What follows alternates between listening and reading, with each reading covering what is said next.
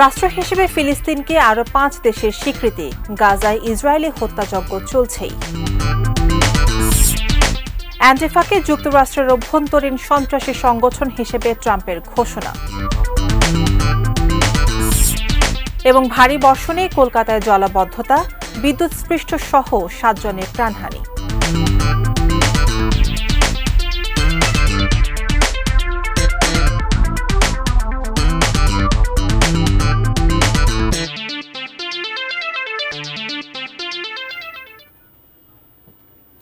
দেখছেন ATN news. দেশের বাইরের খবরাখবর নিয়ে আমাদের প্রতিদিনকার আয়োজন Phoenix finance and investment presence around the ওয়ার্ল্ডে। আছি আমি রুমিতা ইসলাম। শুনছিলেন শিরোনাম, এবারে বিস্তারিত।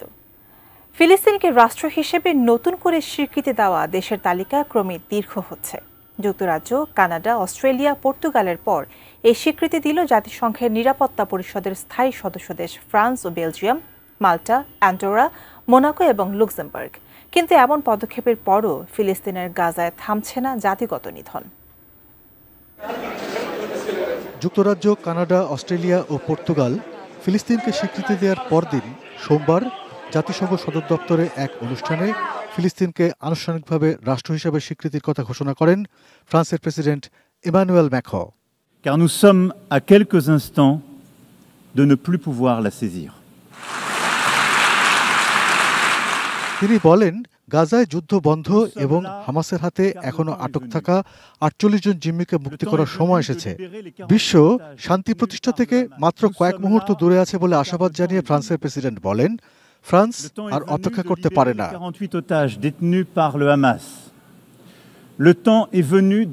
ইসরায়েলের ভূখণ্ডে ঢুকে 2023 সালের 7 অক্টোবর হামাস যোদ্ধারা যে হামলা চালান তার নিন্দা জানিয়ে ম্যাক্রঁ বলেন, পাশাপাশি দুটি রাষ্ট্র তৈরির মাধ্যমে ওই এলাকায় শান্তি দেখতে চান তিনি। ম্যাক্রঁ বলেন, কোনো কিছুই চলমান যুদ্ধের ন্যায্যতা তৈরি করে না। এছাড়া স্পেন, আয়ারল্যান্ড, নরওয়ে ও সুইডেন একই পথ অনুসরণ করতে যাচ্ছে বলেও জানিয়েছেন ফ্রান্সের প্রেসিডেন্ট।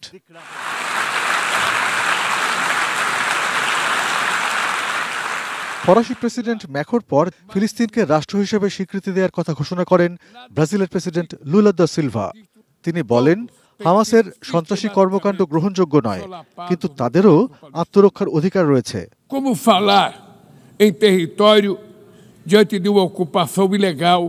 1988 সালে ফিলিস্তিনি মুক্তি সংগ্রামের নেতা ইয়াসির আরাফাত ফিলিস্তিনের স্বাধীনতা ঘোষণার পর থেকে এই নিয়ে জাতিসংঘের 193টি সদস্য দেশের 150-এরও বেশি দেশ ফিলিস্তিনকে রাষ্ট্র হিসেবে স্বীকৃতি দিয়েছে।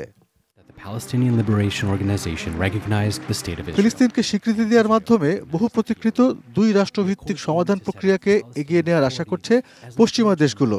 ইসরায়েল ফিলিস্তিন সংকট সমাধানের লক্ষ্যে 1993 সালে অসলো চুক্তির মাধ্যমে যে শান্তি প্রক্রিয়া শুরু হয়েছিল তার ভিত্তি ছিল এই 2 রাষ্ট্রভিত্তিক সমাধান। যদিও ইসরায়েলের পশ্চিমা মিত্রদের অনাগ্রহের কারণে এই উদ্যোগ কখনো আলোর মুখ দেখেনি। এখন ইসরায়েলের দীর্ঘদিনের মিত্রদের দেওয়া এই স্বীকৃতি বাস্তবে বড় কোনো পরিবর্তন না আনলেও তা ফিলিস্তিনিদের প্রতি একটি শক্তিশালী নৈতিক বার্তা। এর মধ্য দিয়ে ফিলিস্তিনের প্রতি পশ্চিমা বিশ্বের সমর্থন আরও জোরদার হলো। যদিও এসবের তোয়াক্কা না করে সবচেয়ে ঘনিষ্ঠ মিত্র যুক্তরাষ্ট্রের সমর্থনে ফিলিস্তিনে নির্বিচার হামলা চালিয়ে যাচ্ছে ইসরায়েলি বাহিনী। Arpan Maitra, desk report, ATN news. গাজায় চলমান গণহত্যা বন্ধে ইসরায়েলকে চাপ এবং ফিলিস্তিনকে স্বীকৃতি দিতে ইতালির রাজধানী রোম সহ দেশটির কয়েকটি বড় শহরে বিক্ষোভ করেছেন কয়েক লাখ মানুষ। ধর্মঘট করেছেন কয়েকটি বন্দরের শ্রমিকেরা। সোমবার 24 ঘন্টা সাধারণ ধর্মঘটের ডাক দেয় ইতালির শ্রমিকদের সংগঠন ইউএসবি ইউনিয়ন। তারা ইতালির সরকারকে ইসরায়েলের সঙ্গে সম্পর্ক ছিন্ন করার আহ্বান জানান। কোনো কোনো স্থানে বিক্ষোভকারীদের সঙ্গে দাঙ্গা পুলিশের সংঘর্ষ হয়। রোম পুলিশ জানিয়েছে, শহরটির প্রধান টার্মিনাল রেল স্টেশনের সামনে প্রায় 2 লাখ শিক্ষার্থী বিক্ষোভ করেন। অনেকের হাতে ফিলিস্তিনের পতাকা ছিল। তারা ফ্রি প্যালেস্টাইন সহ নানা স্লোগান দেন। বিক্ষোভের কারণে বাস ও মেট্রো সেবা ব্যাহত হয়। দেশটির তুরিন, ফ্লোরেন্স, নেপলস ও সিসিলিতেও বিক্ষোভ হয়েছে। স্থানীয় গণমাধ্যমের তথ্যমতে জেনুয়া ও লিভোনোতে বন্দরকর্মীরা বন্দরের প্রবেশ পথ অবরোধ করেছেন। ইতালির প্রধানমন্ত্রী জর্জিয়া মেলোনির অতি ডানপন্থী সরকার বলেছে, এখনই তারা ফিলিস্তিনকে স্বীকৃতি দেবে না। সম্প্রতি এক জরিপে দেখা গেছে দেশটির প্রায় ৪১% মানুষ ফিলিস্তিনকে স্বীকৃতি দেওয়ার পক্ষে।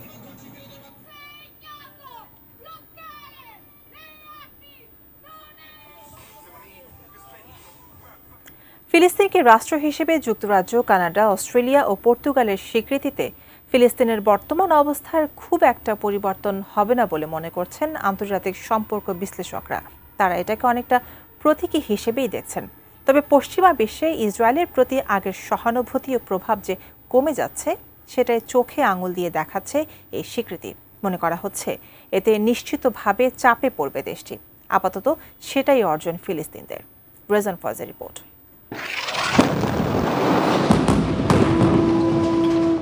গাজায় ইসরায়েলের নির্দয় সামরিক অভিযান আর নির্বিচারে হত্যা ধ্বংসযজ্ঞে যেন থমকে গেছে বিশ্ব মানবতা। হৃদয়ে রক্তক্ষরণ হচ্ছে বিশ্বের প্রতিটি বিবেকবান মানুষের।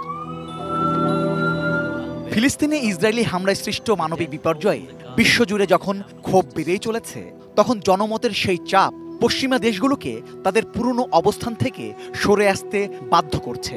এর ফলেই ফিলিস্তিনকে রাষ্ট্র হিসেবে স্বীকৃতি দিয়েছে যুক্তরাজ্য, কানাডা, অস্ট্রেলিয়া ও পর্তুগাল। শিগগিরই একই পথে হাঁটার ঘোষণা দিয়েছে ফ্রান্স, স্পেন সহ আরও কয়েকটি পশ্চিমা রাষ্ট্র। এখন প্রশ্ন আসছে, ফিলিস্তিনকে রাষ্ট্র হিসেবে এই স্বীকৃতির অর্থ আসলে কি, কিংবা একটি স্বাধীন ফিলিস্তিন রাষ্ট্র গড়ে তুলতে এই স্বীকৃতি কতটা কাজে আসবে। আর এখানেই আন্তর্জাতিক সম্পর্ক বিশ্লেষকরা বলছেন, এর মাধ্যমে একটি শক্তিশালী রাজনৈতিক ও নৈতিক বার্তা দেওয়া সম্ভব হলেও মাঠের পরিস্থিতিতে বড় পরিবর্তন আসবে না। যে গাজা এবং ওয়েস্ট ব্যাংক দুটো মিলে কিন্তু কোয়াজি স্ট্রিট, কেন ওদের কিন্তু আন্তর্জাতিক কিন্তু সীমারেখা বা বাউন্ডারি কিন্তু স্বীকৃত না। তো সেই অর্থে বলতে পারবো যে এটা হচ্ছে যে অনেক অংশে হচ্ছে, আমি বলবো প্রতীকী একটা এখানে হচ্ছে রেকগনিশন বা সিম্বলিক এখানে রেকগনিশন। তবে এই প্রতীকী পদক্ষেপের গুরুত্ব একেবারে কমও না। ফিলিস্তিনকে রাষ্ট্র হিসেবে প্রভাবশালী দেশগুলোর এই স্বীকৃতি নিশ্চিতভাবেই ইসরায়েলের কূটনৈতিক ব্যর্থতার প্রমাণ, যা পুরোপুরিভাবে গাজা দখল করে নেয়ার ইসরায়েলের পরিকল্পনাকে চাপে ফেলবে। এটা কিন্তু একটা, আমি বলবো হচ্ছে এটা স্ট্রং মেসেজ, এবং আন্তর্জাতিক সম্প্রদায় এক যুক্তরাষ্ট্রের এখানে যারা ক্ষমতাসীন আছে তাদের বাদে আপনার কিন্তু এখানে হচ্ছে যে ইসরায়েল কিন্তু মোটামুটি কিন্তু আন্তর্জাতিক অঙ্গনে কিন্তু একা হয়ে যাচ্ছে। ফিলিস্তিনকে রাষ্ট্র হিসেবে স্বীকৃতির বিষয়ে বরাবরই বিরোধিতা করে আসছে যুক্তরাষ্ট্র। ট্রাম্প প্রশাসনের একচেটিয়া সমর্থন পাচ্ছে ইসরায়েল। যুক্তরাষ্ট্রের এই অন্ধ সমর্থন বন্ধ না হলে ফিলিস্তিনের অবস্থার পরিবর্তন হবার খুব একটা সুযোগ নেই বলে মনে করেন এই আন্তর্জাতিক সম্পর্ক বিশ্লেষক। যতক্ষণ পর্যন্ত যুক্তরাষ্ট্রের এখানে নীতি নির্ধারণের উপরে ইসরায়েলের প্রতি সমর্থন যদি না কমে, ইসরায়েলের কিন্তু এই বেপরোয়া ভাবটা কিন্তু চলতেই থাকবে। বর্তমানে জাতিসংঘের ১৯৩টি সদস্য রাষ্ট্রের মধ্যে ৭৫%ই ফিলিস্তিনকে স্বীকৃতি দিয়েছে। আর নিরাপত্তা পরিষদের 5 স্থায়ী সদস্যের মধ্যে 4টি, যুক্তরাষ্ট্র, ফ্রান্স, চীন, রাশিয়া, ফিলিস্তিনের পক্ষ নেয়ার ফলে ইসরায়েলের সবচেয়ে বড় মিত্র যুক্তরাষ্ট্র কার্যত একা হয়ে পড়বে বলে মনে করা হচ্ছে। যুক্তরাষ্ট্রের সবচেয়ে কাছের মিত্ররা কিন্তু এখানে ওরা আস্তে করে সিগন্যালও করছে বাকি বিশ্বের কাছে যে আমরা কিন্তু যুক্তরাষ্ট্রের সাথে সবকিছুর সাথে কিন্তু আমরা একমত নই, এবং এটা কিন্তু তাদের রেজওয়ান ফয়েজ, এটি নিউজ, ঢাকা। যেখানে ওরা ফলো করছে। যুক্তরাষ্ট্রের বামপন্থী আন্দোলন অ্যান্টিফাকে দেশের অভ্যন্তরীণ সন্ত্রাসী সংগঠন হিসেবে ঘোষণা করেছেন প্রেসিডেন্ট ডোনাল্ড ট্রাম্প। সোমবার হোয়াইট হাউসে এই সংক্রান্ত এক নির্বাহী আদেশে স্বাক্ষর করেন তিনি। নির্বাহী আদেশে অ্যান্টিফাকে সামরিক অরাজকতাবাদী গোষ্ঠী হিসেবে আখ্যা দেওয়া হয়েছে। বলা হয়েছে, যুক্তরাষ্ট্রের সরকার উৎখাতের লক্ষ্যে সহিংসতা ও সন্ত্রাসী কর্মকাণ্ড ঘটাচ্ছে সংগঠনটি। নির্বাহী আদেশে আরও বলা হয়েছে, আইনসম্মত রাজনৈতিক কর্মকাণ্ড দমনের উদ্দেশ্যে রাজনৈতিক সহিংসতার আশ্রয় নেওয়ায় অ্যান্টিফাকে অভ্যন্তরীণ সন্ত্রাসী সংগঠন হিসেবে তালিকাভুক্ত করা হলো। 10 সেপ্টেম্বর ইউটার একটি বিশ্ববিদ্যালয় ক্যাম্পাসে দক্ষিণপন্থী রাজনৈতিক কর্মী ও ট্রাম্পের ঘনিষ্ঠ মিত্র চার্লি কার্ক খুন হওয়ার পর থেকেই অ্যান্টিফার বিরুদ্ধে কঠোর পদক্ষেপ নেওয়ার হুমকি দিয়ে আসছিলেন ট্রাম্প। সন্দেহভাজন বন্দুকধারী 22 বছর বয়সী টাইলার রবিনসনের বিরুদ্ধে হত্যা মামলা করেছে কর্তৃপক্ষ। তদন্তকারীদের বরাতে বলা হয়েছে, কার্ক বিদ্বেষ ছড়াচ্ছিলেন এমন যুক্তিতেই হামলাকে ন্যায্যতা দিয়েছেন রবিনসন। ট্রাম্প দাবি করেন, পুলিশ বিরোধী সহিংসতা থেকে শুরু করে 2021 সালের 6 জানুয়ারির ক্যাপিটাল হামলার পেছনেও অ্যান্টিফার হাত রয়েছে।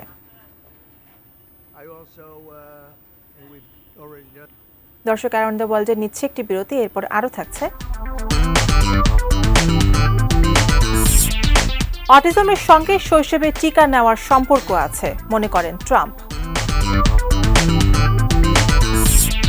এবং মানবতা বিরোধী অপরাধে আইসিসিতে অভিযুক্ত ফিলিপাইনের সাবেক প্রেসিডেন্ট দুতার্তে।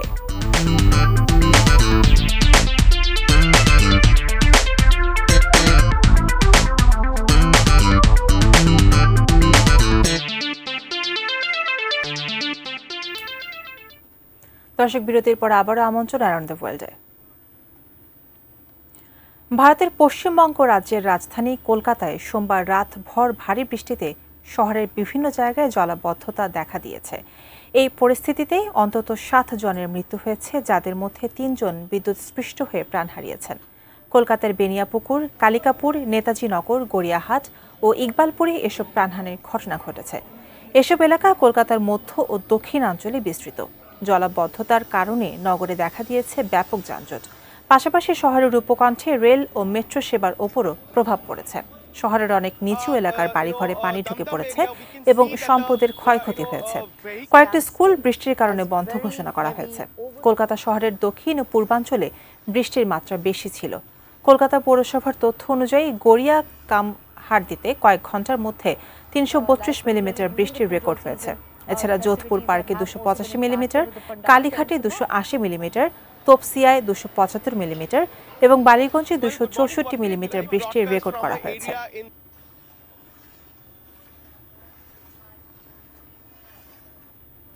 ফিলিপাইন অতিক্রম করে হংকংয়ের দিকে ধেয়ে চলেছে বছরের সবচেয়ে শক্তিশালী সুপার টাইফুন রাগাসা।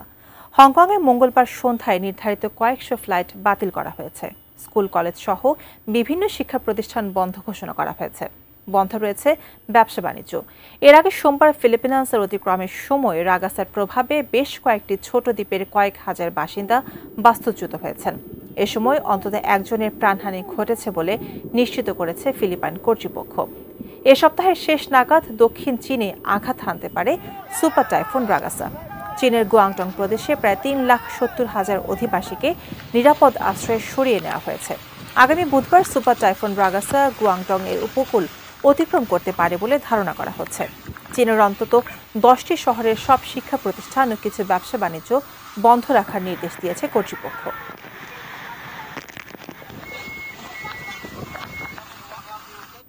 দর্শক, অ্যারাউন্ড দ্য ওয়ার্ল্ডে নিচ্ছে আরও একটি বিরতি। সঙ্গেই থাকুন, ফিরছি একটু পর।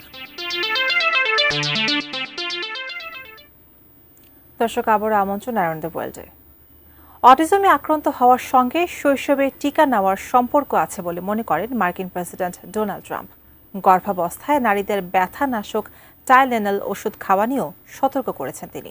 কোনো ধরনের বিজ্ঞানসম্মত প্রমাণ ছাড়াই ট্রাম্প স্বাস্থ্য বিষয়ক এসব পরামর্শ দেন। সোমবার হোয়াইট হাউসে আয়োজিত সংবাদ সম্মেলনে রিপাবলিকানের প্রেসিডেন্ট অন্তঃসত্ত্বা নারী ও ছোট শিশুদের অভিভাবকদের উদ্দেশ্য করে চিকিৎসা সংক্রান্ত এসব পরামর্শ দেন। তিনি বারবার তাদের বলছিলেন, ব্যথানাশক ওষুধটি ব্যবহার করা উচিত নয়। জীবনের খুব শুরুর দিকে বা একবারে একসঙ্গে শিশুকে প্রচলিত টিকাগুলো দেওয়াও ঠিক নয়। ট্রাম্পের দেওয়া পরামর্শগুলো চিকিৎসা বিষয়ক সংগঠনগুলোর পরামর্শের বিপরীত, কারণ বহু গবেষণার তথ্যের ভিত্তিতে চিকিৎসক সমাজ দাবি করেছে টাইলেনলে ব্যবহৃত অ্যাসেটামিনোফেন নামক উপাদানটি অন্তঃসত্ত্বা নারীদের স্বাস্থ্যের জন্য নিরাপদ। অটিজমের লক্ষণগুলোর চিকিৎসায় লিওকোভ্রিন প্রয়োগের প্রস্তাব দিয়েছে ট্রাম্পের প্রশাসন।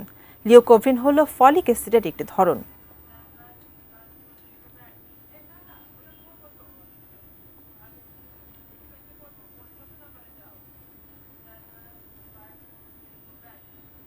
ফিলিপাইনের সাবেক প্রেসিডেন্ট রদ্রিগো দুতার্তেকে মানবতা বিরোধী অপরাধের 3টি অভিযোগে অভিযুক্ত করেছেন আন্তর্জাতিক অপরাধ আদালত আইসিসি। সোমবার আইসিসির প্রকাশিত নথিতে দুতার্তের বিরুদ্ধে অভিযোগের বিষয়ে উল্লেখ করা হয়। অভিযোগে বলা হয়েছে, দুতার্তে ক্ষমতায় থাকার সময় দেশে পরিচালিত তথাকথিত মাদকের বিরুদ্ধে যুদ্ধে অন্তত 76 জনকে হত্যার সঙ্গে জড়িত ছিলেন। প্রথম অভিযোগে বলা হয়, 2013 থেকে 2016 সালের মধ্যে দুতার্তে যখন দাভাও শহরের মেয়র ছিলেন, তখন 19 জনকে হত্যায় পরোক্ষ সহ অপরাধী ছিলেন তিনি। আইসিসির দ্বিতীয় ও তৃতীয় অভিযোগ দুটি দুতার্তের প্রেসিডেন্ট থাকাকালীন। এগুলোর প্রথমটি 2016 ও 2017 সালে গুরুত্বপূর্ণ 14 জনকে হত্যার সঙ্গে সম্পর্কিত। শেষেরটি 2016 থেকে 2018 সালের মধ্যে নিম্ন স্তরের অভিযুক্ত ব্যক্তিদের বিরুদ্ধে ক্লিয়ারেন্স অভিযান চলাকালে 43টি হত্যার সঙ্গে সংশ্লিষ্ট।